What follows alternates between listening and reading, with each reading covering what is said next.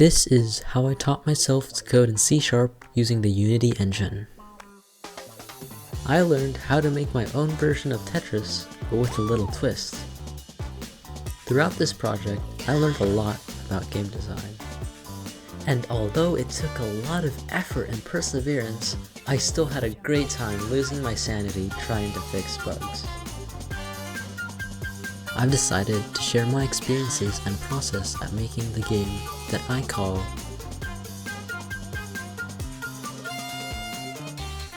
Starting off from the beginning. I hopped into Unity and started a project.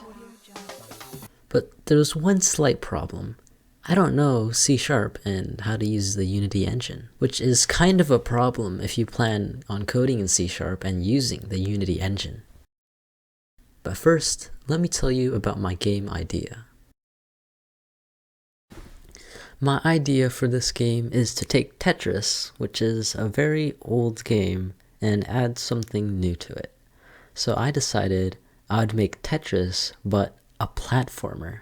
It's like normal Tetris, and there's falling tetrominos from the sky, but you also control a player, and you have to avoid stacking the tetrominos to the height limit while also keeping your player safe. I plan on making this a series where I combine different game ideas and game concepts or whatever and try and make a game out of it. And now back to the game development. I started off my project with basic platformer movement.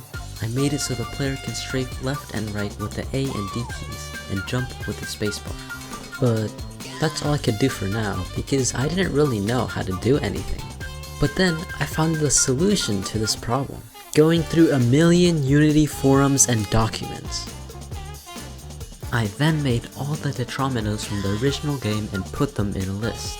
After that, I made a tetromino spawner that would spawn a random tetromino from that list when the previous tetromino had hit the ground. But then I reached another problem my limited knowledge could not solve. I didn't know how to make the tetrominos stop after colliding against each other. But then I found the solution to this problem, going through a billion Unity forums and documents.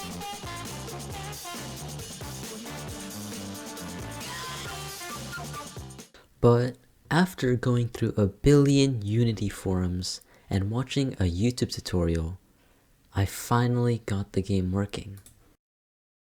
Tetrominos can now collide against each other and rows can now be cleared. I then made it so when the tetrominos reached the height limit, a new tetromino would not be spawned. I created a main menu with a little minigame. You have to hit the tetrominos to the side of the screen, but if one hits the bottom, your score resets. Currently, there's only a solo mode, when you control both the player and the Tetris blocks.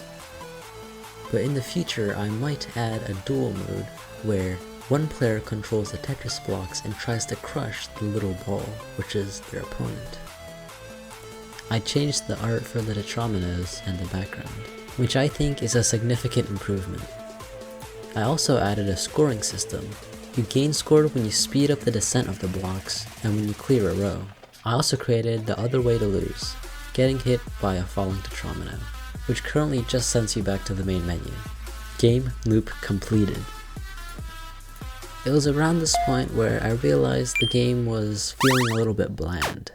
So I made some sound effects with a software called SFXR, which is this sort of video game sound effect generator that I found online. I also found and added some background music. Then I implemented the audio into the game.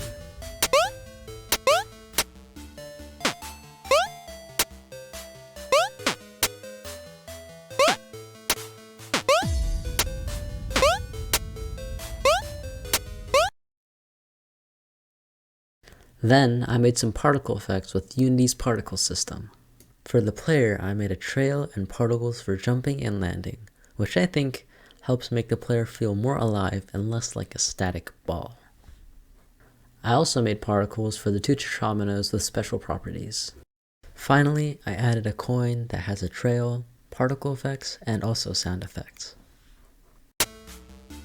And here is the finished product. Not really, it's just the game but with effects. Green blocks give you jump boost while standing on them, and red blocks kill you even if they are already placed down in part of the environment. I added a disable effect that would change the alpha of the Tetramino once it hit the ground, signifying that the block isn't dangerous and it can now be touched. It also draws attention to the currently falling Tetramino instead of ones that are already part of the environment. However, the effect doesn't trigger on the red Tetramino, which tells the player that it still isn't safe to jump on. I tried to make the clear row particle and sound effect feel as rewarding as possible. And so yeah, I was pretty happy with how the game was looking at this point. I was happy with the art, the effects, everything. It was going so smoothly. Bro, what? I found a bug that I just could not fix. The animation for clearing the row had messed up the code somehow. I spent way too long trying to fix this. But then I found a pretty simple solution to this problem. More forums and documents.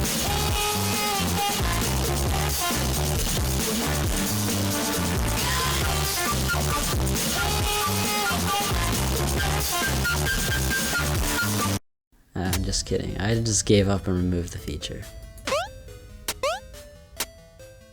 Frick. Anyways, this is the finished game for now. I might add on to it later and maybe make some updates, but for now, this is what it is.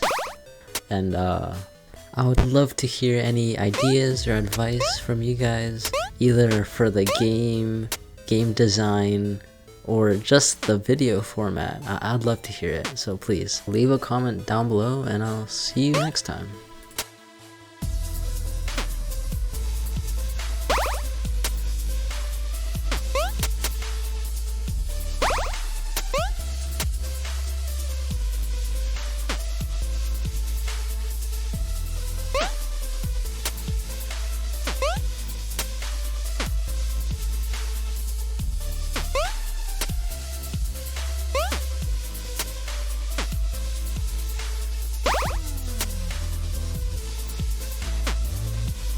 Why are you still here?